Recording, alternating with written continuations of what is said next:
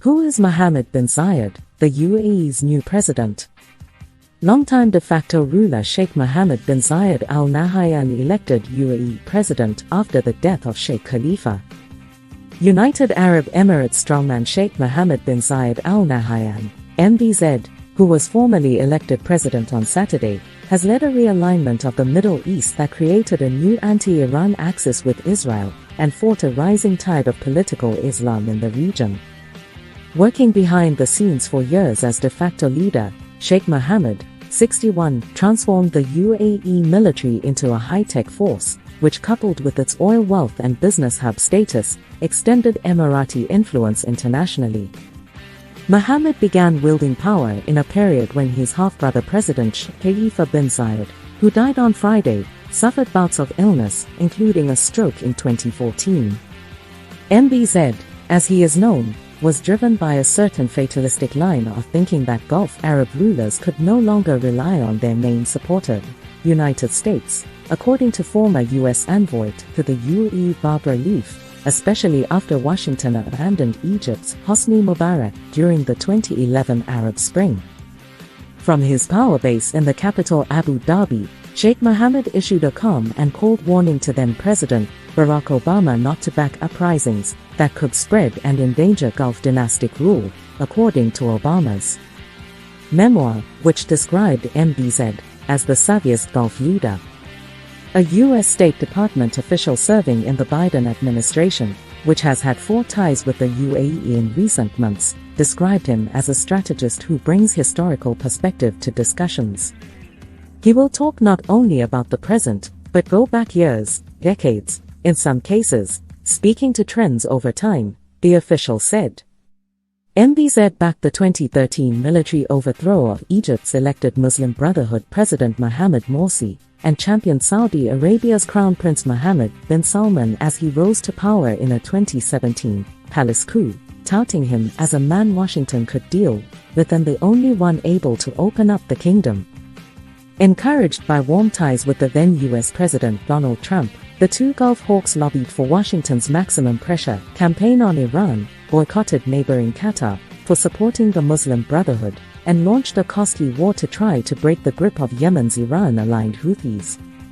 The UAE also waded into conflicts from Somalia to Libya and Sudan before upending decades of Arab consensus by forging ties with Israel in 2020, along with Bahrain, in U.S.-brokered deals known as the Abraham Accords that drew Palestinian ire.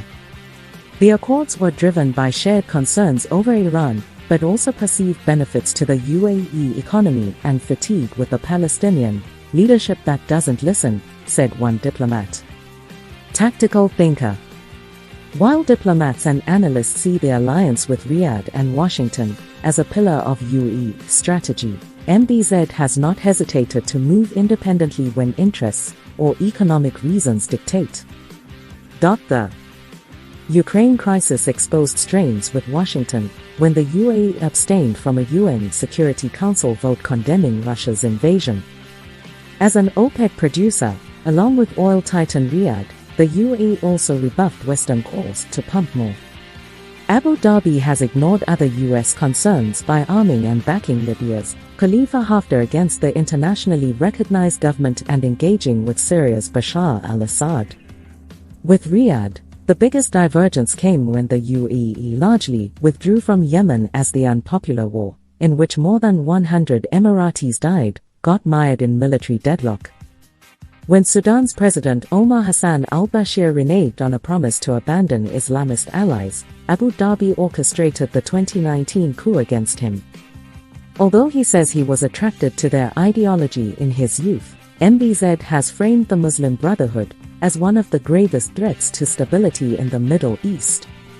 Like Saudi Arabia, the UAE accuses the Brotherhood of betrayal after it sheltered members persecuted in Egypt in the 1960s, only to see them work for change in their host countries. I am an Arab, I am a Muslim, and I pray. And in the 1970s and early 1980s I was one of them. I believe these guys have an agenda, MBZ said in a 2007 meeting with US officials, according to WikiLeaks. Educated in the UK, Educated in the UAE and the Military Officers College at Sandhurst in the UK, Sheikh Mohammed's mistrust of the group heightened after 2001, when two of his countrymen were among the 19 hijackers in the September 11 attacks on the United States. He looked around and saw that many of the younger generation in the region were very attracted to Osama bin Laden's anti-Western mantra, another diplomat said. As he once said to me, if they can do it to you, they can do it to us. Despite years of enmity, MBZ chose to engage with Iran and Turkey as COVID-19 and rising economic competition, with Saudi Arabia turned focus to development, pushing the UAE towards further liberalization while keeping a lid on political dissent. Seen as a modernizer at home and a charismatic people's man by many diplomats, MBZ doggedly promoted the previously low-profile Abu Dhabi, which holds the UAE's oil wealth, by spurring development in energy, infrastructure and technology. As Deputy Supreme Commander of Armed Forces, he was credited with turning the UAE military into one of the most effective in the Arab world, according to experts who say he instituted military service to instill nationalism rather than entitlement among an affluent population. He doesn't beat around the bush, he wants to know what isn't working well, not just what's working, said a source with access to Sheikh Mohammed.